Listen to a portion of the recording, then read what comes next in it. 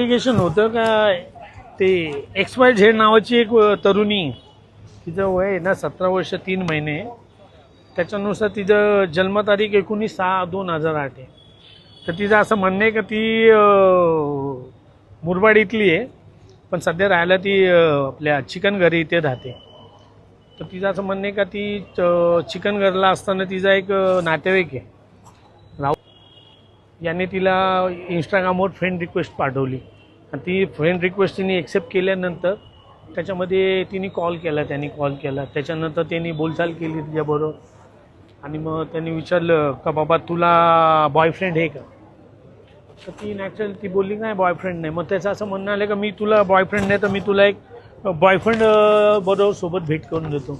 असं करून 2 नंबरच्या आरोपीशी भेट करून दिली का हा तुझा बॉयफ्रेंड म्हणून हा खूप तुला प्रेम करील, हा तुझ्याबरोबर याच्याबरोबर तू बॉयफ्रेंड याला बनवायला.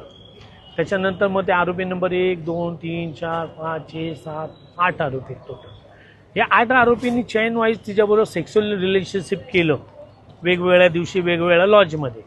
त्याच्यानंतर ती प्रेग्नेंट झाली, त्याच्यानंतर मिसकॅरेज केलं, अशी एंटायर स्टोरी. आता कोर्टापुढं आणलेले 7 आरोपींना आणलेले IPCचे जे सेक्शन आहे पहिलेचे IPCचे 126/2 जो BNSचा 341 आहे, त्याच्यानंतर IPCचा 360 आहे, जो BNSचा 137 आहे, त्याच्यानंतर 354 आहे, त्याच्यानंतर 376 आहे, 376D आहे, 376(2) आहे आणि 312 आहे मिसकॅरेज. म्हणजे एवढ्या लोकांबरोबर सेक्शुअल रिलेशनशिप केल्यावर ती गरोदर राहिली अशी स्टोरी. त्याच्यानंतर मिसकॅरेज केलं.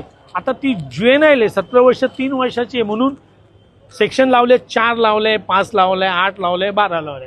आता 5 का लावले तर गँग रेप आहे म्हणून हे 5 सेक्शन लावले.